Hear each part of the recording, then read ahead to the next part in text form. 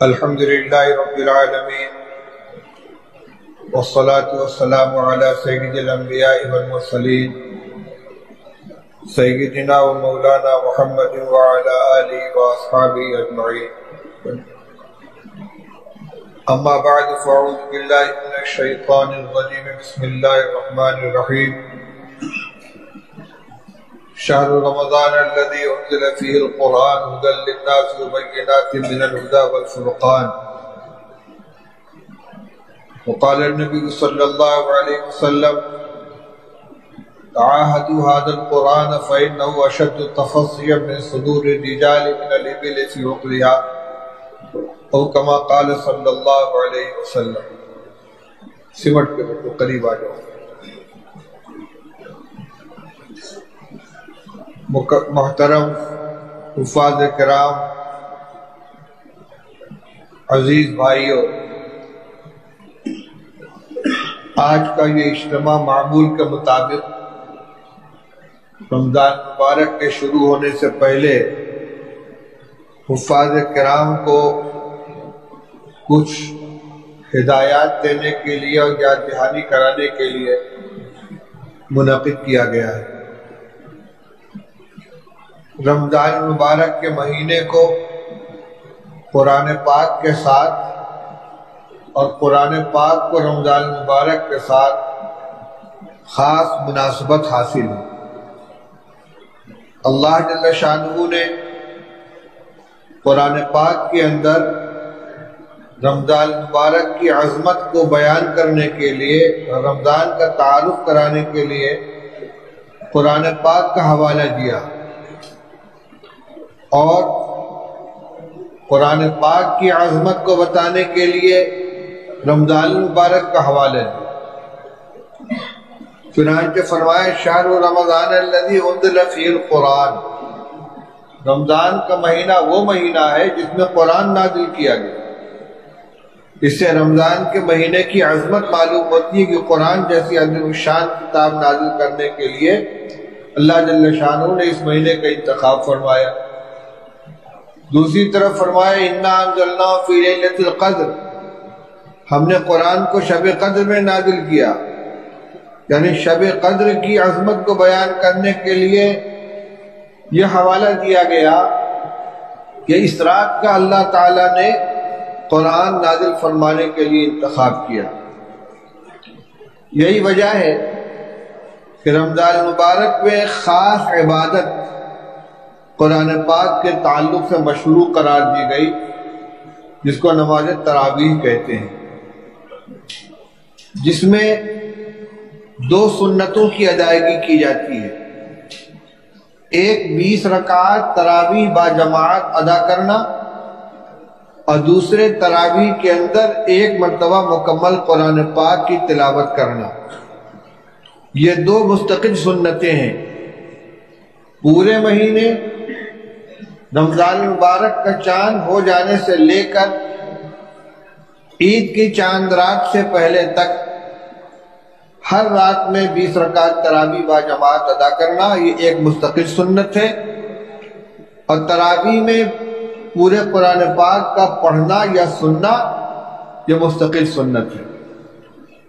ایک سنت کی ادائیگی سے دوسری سنت کی چھٹی نہیں ہو جاتی. اس لیے بہت سے لوگ جو چند روز میں قرآن پاک مکمل کر کے اپنے کو آزاد سمجھ لیتے ہیں، یہ غلط ہے. قرآن مکمل ہو گیا، ایک سنت ادا ہو گئی، لیکن پورے قرآن پاک کو پورے رمضان تراویح پڑھنے کی سنت بہرحال باقی ہے، چاہے حافظ ہو چاہے غیر حافظ ہو. قرآن پاک کے پڑھنے کی کچھ آداب ہیں. وَرَتِّلِ الْقُرْآنَ تَرْتِیلًا. قرآن پاک کو ٹھہر ٹھہر کر پڑھو.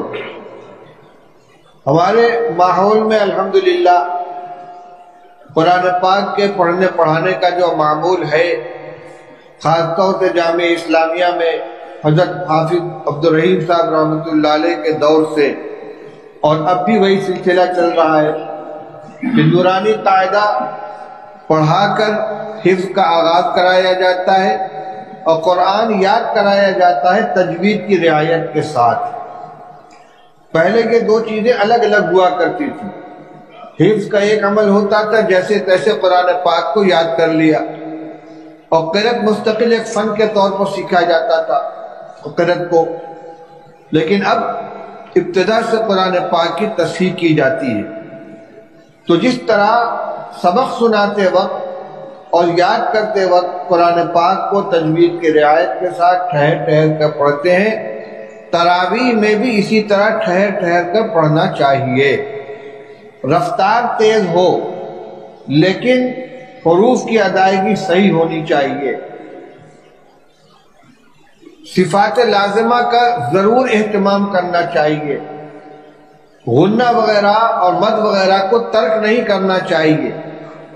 اسی طرح وقت کی جو آیتیں آتی ہیں جس میں کم سے کم ایک واو یا ایک یا کی ادائیگی ضروری ہے، عالمین، یعلمون، تعلمون، اس کو اس طرح پڑھ کے ختم کر دیں، یعلمون، تعلمون، عالمین، یعنی یہ یا کی ادائیگی نہیں ہوتی، واو کی ادائیگی نہیں ہوتی. اسی طرح جہاں الف کا مد ہے، قاف، اس طریقے سے معاب، تو ایک الف کی ادائیگی کم سے کم ضروری ہے. مد قصر، مد توسط، مد طول، 3 درجے ہیں. کم سے کم درجہ یہ کہ جو مد لازم ہے، یعنی ایک الف کی ادائیگی ضروری ہے. اگر اتنا نہیں کریں گے تو قرآن پاک ناقص رہے گا. حفاظ کرام اس سلسلے میں بہت غفلت کرتے ہیں، یعنی آیات کے اختتام پر مد کی ادائیگی نہیں ہوتی. عالمون، تعلمون، عالمین، تعلمون ہو گیا، عالمین ہو گیا، عالمین نہیں ہوا، تعلمون نہیں ہوا. اس کا خیال ہونا چاہیے. اسی طریقے سے اتنی تیز رفتاری سے پڑھنا کہ حروف کی صحیح ادائیگی نہ ہو، یہ قرآن کے ساتھ زیادتی ہے. قرآن نماز میں پڑھا جائے، تلاوت کی جائے، تراویح میں ہو، فرض میں ہو، رفتار میں کمی بیشی تو ہو سکتی ہے، لیکن اتنی تیزی کے ساتھ پڑھنا کہ ادائیگی ہی نہ ہو پائے حروف کی، یہ غلط ہے. اور اس ایسے ہی پڑھنے کے بارے میں کہا گیا ہے کہ کچھ لوگ ہیں جن کو قرآن جو پڑھتے ہیں قرآن، اور قرآن پر لعنت بھیجتا ہے. اس لیے حفاظ کرام اس کا خیال رکھیں. دوسری چیز یہ کہ قرآن پاک کو صرف رمضان المبارک کا مشغلہ نہ بنائے. اس وقت تو خیر رمضان المبارک ہے، قرآن کا دور اور قرآن کی تلاوت پورے سال اس طریقے سے ہونا چاہیے کہ رمضان المبارک کے لیے کوئی الگ سے اہتمام نہ کرنا پڑے. یکساں قرآن یاد رہنا چاہیے پورے سال. اور جو ہمارے پرانے حفاظ کرام ہیں یا تھے ان کا یہی حال تھا. بہت سے قصے، بہت سے واقعات سنے ہیں کہ حفظ کرنے کے بعد مدت تک تراویح پڑھانے کا موقع نہیں ملا، لیکن اچانک کھڑا کر دیا گیا تو پارے کی پارا پڑھتے چلے گئے، کہیں کوئی تشابہ تک نہیں لگا. ہم نے دیکھا حضرت مولانا قاری صدیق صاحب باندھی رحمۃ اللہ علیہ بوڑھے ہو چکے تھے، کمزور تھے، بیمار رہتے تھے. دیوبند میں حضرت مفتی محمود صاحب نگر اللہ مرتضی کی خانقاہ میں آئے، اپنی تراویح ختم کر کے آئے تھے. ایک ساتھیوں نے طے کیا کہ آج حضرت سے تراویح پڑھوائی جائے گی، لیکن ان سے نہیں کہا گیا کہ آپ کو پڑھانے انکار کر دیتے، لیکن حافظ سے کہہ دیے کہ آج تراویح کے لیے آگے مت بڑھنا. چنانچہ عشاء کی نماز ہو گئی، سنت پڑھ لی گئی، اور تراویح پڑھانے کے لیے مصلی کو کوئی نہیں گیا. مولانا بالکل پیچھے کھڑے تھے، وہ سنت پڑھ کر کھڑے ہوئے، کان تک ہاتھ اٹھا کے کھڑے ہوئے، اللہ اکبر کی آواز نہیں آ رہی ہے. تو کیا بات ہے بھائی؟ حضرت تراویح آج آپ پڑھائیں گے. ارے بھائی بہت تھکا ہوا ہوں. نہیں حضرت پڑھا دیجیے، جتنی بشاشت ہو. مصلی پر آگے پوچھتے کہاں سے پڑھنا ہے؟ نیت باندھنے سے پہلے نہیں معلوم ہے کہاں سے پڑھنا ہے، بتایا گیا فلاں پارے سے اللہ اکبر، اور اس کے بعد کئی پارے مسلسل پڑھے چند رکعت میں. اس کے بعد کہا بھی تو آ جاؤ، صاحبزادوں کو بلا دیا، آگے انہوں نے پڑھ لیا. جبکہ مولانا صدیق صاحب وہ آدمی تھے کہ جن کو رات دن میں 1 منٹ کی فرصت نہیں ملتی تھی. تعویذ والے ہیں، دعا کرانے والے ہیں، مدرسے کے معاملات ہیں، لیکن قرآن پاک کا شغف تھا. میں نے ابھی قرآن پاک کی ایک آیت پڑھی تھی اور ایک حدیث پڑھی ہے. قرآن پاک کی تو وہی آیت تھی جس کا میں نے ترجمہ کیا کہ رمضان کا مہینہ وہ مہینہ ہے جس میں اللہ جل شانہ نے قرآن کو نازل فرمایا، اس میں قرآن نازل کیا گیا ہے۔ حدیث یہ کہ رسول اللہ صلی اللہ علیہ وسلم نے ارشاد فرمایا کہ قرآن کی نگرانی کرتے رہا کرو، دیکھ ریکھ کرتے رہو، خبر لیتے رہو، کیونکہ قرآن سینوں سے اس سے زیادہ تیزی کے ساتھ نکل جاتا ہے جتنی تیزی سے قرآن جانور اپنی رسی چھڑا کے بھاگ جاتا ہے۔ جانور کو باندھ دو، کوشش میں رہے گا کسی طرح رسی چھوٹے میں بھاگو، اس سے زیادہ تیزی سے قرآن سینے سے نکل جاتا ہے، اس لیے نگرانی کرتے رہو۔ اگر مطمئن ہو کر بیٹھ جاؤ گے قرآن سینے سے نکل جائے گا۔ کیوں؟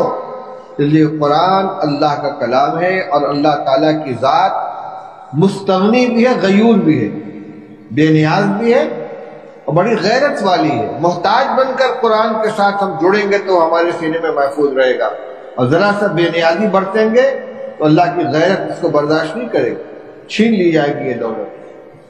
دوسری بات یہ تھی کہ حفاظ کرام کو امامت کرنی ہوتی ہے، امام کی کچھ صفات ہوتی ہیں، ان صفات کو بھی اپنے اندر پیدا کرنا ہے۔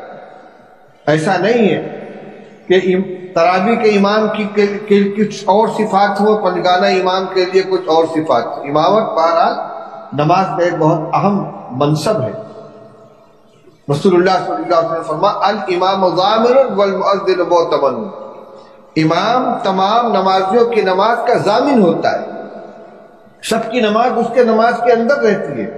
امام کی نماز اگر فاسد ہوگی تو سب کی نماز فاسد ہوگی، امام کی نماز کمزور ہوگی تو سب کی نماز کمزور ہوگی، کیونکہ پوری جماعت کی نماز ایک نماز ہے۔ اس لیے حافظ کو قرآن پاک کے یاد کرنے کے ساتھ ساتھ پورے سال نماز پنجگانہ مسجد میں باجماعت اہتمام کے ساتھ ادا کرنا چاہیے۔ ایسے تمام کام سے اپنے آپ کو بچانا چاہیے کہ جو آدمی کی ثقافت، عدالت اور اس کی نیکی کے اوپر دھبا ڈالتے ہیں۔ آج کل موبائل کا زمانہ عام ہو گیا ہے، موبائل میں فلمیں رہتی ہیں، ویڈیو رہتے ہیں، پتہ نہیں کیا کیا غلاظتیں بھری ہوتی ہیں، اور ہر ایک کے ہاتھ میں بڑے سائز کا موبائل رکھا ہوا ہے۔ تو اگر بیٹھ کے اس کو دیکھ رہے ہیں، فلمیں دیکھ رہے ہیں، تو اگر کوئی کھلے ہوئے فلم دیکھ رہا ہو سنیما گھر میں یا ٹی وی کے اوپر، اس کے امام بنائیں گے آپ؟ بھئی یہ امامت کے لائق نہیں ہے، تو فلمیں دیکھتا ہے۔ تو اگر وہ تنہائی میں بیٹھ کے فلمیں دیکھ رہا ہے تو پھر امامت کے لائق ہوگا وہ؟ یہ اس کو کوئی نہیں جانتا لیکن وہ خود تو جانتا ہے۔ اس لیے جب اللہ نے اتنی بڑی دولت عطا فرمائی، قرآن کی دولت دیے، تو قرآن کی عظمت کا بھی خیال کریں۔ یہ نگاہ جس سے قرآن پاک کو دیکھا ہے، یہ زبان جس سے قرآن پاک کی تلاوت کرتے ہیں، اس کو پاک صاف رکھیں، نمازوں کا اہتمام کریں، گندے الفاظ زبان پر نہ آئیں، گالی زبان پر نہ آئیں، جھوٹ نہ بولیں، فحش قسم کا مذاق نہ کریں، نگاہوں کی حفاظت کریں، جماعت کا اہتمام کریں۔ اور اس کی حفاظت کے لیے جو جیسے اساتذہ اور ذمہ دار ترتیب بنائیں، دور کو پابندی کے ساتھ کرتے رہیں۔ تراویح اپنی مکمل ہونے کے پہلے بھی اور تراویح مکمل ہونے کے بعد بھی دور کا اہتمام ہونا چاہیے۔ جیسی جوڑی بنا دی جائے اس کے اعتبار سے، اور کوئی عذر نہیں ہونا چاہیے اس کے اندر۔ ایک تو خود اپنا قرآن محفوظ ہوگا، مضبوط ہوگا، دوسرے جس ساتھی کے ساتھ جوڑ کریں گے اس کے معاون بنے گے، اس کے مددگار بنے گے۔ اس میں کسی طرح کی سستی اور ڈھیل نہیں ہونی چاہیے۔ رمضان شریف میں میں نے کہا امامت کی ذمہ داری بھی ہے اور حافظ ہونے کی بھی ذمہ داری ہے، اس لیے 5 وقت کی نماز فجر سمیت باجماعت مسجد کے اندر ادا کرنا چاہیے۔ نماز میں تعجیل ارکان کا بھی خیال رکھیں، رکوع سجدہ اتنا تیز نہ کریں کہ نماز ناقص ہو جائے۔ بہت مشہور روایت ہے، حضرت ایک صحابی خلاد بن رافع رضی اللہ عنہ مسجد میں آئے، رسول اللہ صلی اللہ علیہ وسلم تشریف فرما تھے، ایک کنارے کھڑے ہوئے، جلدی جلدی 2 رکعت نماز ادا کی، آ کر حضور نے سلام کیا، السلام علیکم ورحمۃ اللہ، آپ نے فرمایا وعلیکم السلام، قم فصلی فإنک لم تصلی، جاؤ پھر سے نماز پڑھو، تم نے نماز نہیں پڑھی۔ اور پھر گئے، پھر انہوں نے اسی طرح نماز پڑھی، پھر آ کر سلام کیا، پھر آپ نے جواب دیا، پھر فرمایا قم فصلی فإنک لم تصلی، جاؤ پھر سے نماز پڑھو، نماز نہیں پڑھی تم نے۔ انہوں نے کہا یا رسول اللہ میں تو ایسے ہی جانتا ہوں۔ تب آپ نے ان کو نماز کا طریقہ بتایا کہ جب کھڑے ہو تو اطمینان سے کھڑے ہو، قیام اطمینان سے کرو، قرات اطمینان سے کرو، رکوع اطمینان سے کرو، رکوع سے اٹھ کر سیدھے اطمینان سے کھڑے ہو، سجدہ اطمینان سے کرو، یعنی صاف سب کچھ تھا، لیکن نماز میں اطمینان نہیں تھا، اعتدال نہیں تھا، جس کو اعتدال بہت ضروری ہے۔ نماز تراویح ہو یا پنجگانہ نماز ہو، چاہے سنت ہو چاہے نفل ہو، اتنا اعتدال ضروری ہے کہ جس سے نماز صحیح ہو جائے۔ تہجد وغیرہ کی نماز ہوتی ہے، آدمی لمبے لمبے قیام کرتا ہے، لمبا رکوع سجدہ کرتا ہے، تراویح میں اتنا لمبا نہیں کر سکتا، لیکن کم سے کم رکوع کے اندر اطمینان سے 3 مرتبہ سبحان ربی العظیم اور سجدے میں 3 مرتبہ سبحان ربی الاعلیٰ پورا ہو جانا چاہیے۔ اسی طرح التحیات کے اندر بھی پورا ہونا چاہیے، التحیات درود شریف پورا ہو، چاہے دعا لمبی نہ پڑھ کر مختصر پڑھ لیں۔ اگر ربنا آتنا فی الدنیا حسنۃ وفی الآخرۃ حسنۃ وقنا عذاب النار بھی پڑھ لیں گے، رب اغفر وارحم وانت خیر الراحمین بھی پڑھ لیں گے، رب اجعلنی مقیم الصلاۃ پڑھ لیں گے، اللہم انی ظلمت نفسی پڑھ لیں گے۔ درود شریف کے بعد کی دعا میں بڑی گنجائش ہے، لیکن کوئی نہ کوئی دعا ہونی چاہیے۔ اسی طرح عام طور پر حفاظ دعائیں ثنا چھوڑ دیتے ہیں، اللہ اکبر الحمدللہ رب العالمین، سب ملا کر 10 ترویحے میں اگر 1 منٹ بھی لگے گا 10 منٹ کا اضافہ ہوگا۔ اس کے بعد کیا کرنا ہے؟ سونا ہی تو ہے، آرام ہی تو کرنا ہے۔ اللہ کے سامنے کھڑے نماز پڑھنے کے لیے تو نماز کی جو سنت ہے ان کو تو ادا کرے۔ دعائے ثنا کا پڑھنا سنت ہے کہ نہیں ہے؟ ایک سنت چھوڑیں گے تو نماز میں نقص آئے گی کہ نہیں آئے گی؟ میں یہ نہیں کہتا کہ بہت اطمینان سے پڑھیں کہ نمازیوں کے لیے بوجھ ہو جائے، لیکن جو لازمی تعدیل ارکان ہے وہ ہونا چاہیے۔ 3 مرتبہ سبحان ربی العظیم رکوع میں ہو جائے، 3 مرتبہ سبحان ربی الاعلیٰ سجدے میں ہو جائے، رکوع سے اٹھے تو اتنا کھڑے ہو کہ بالکل سیدھے ہو جائے، پھر سجدے میں جائے، سجدے سے اٹھ کر اطمینان سے بیٹھے پھر دوسرے سجدے میں جائے۔ یہ چند چیزیں ہیں جو میں نے آپ کے سامنے بیان کی۔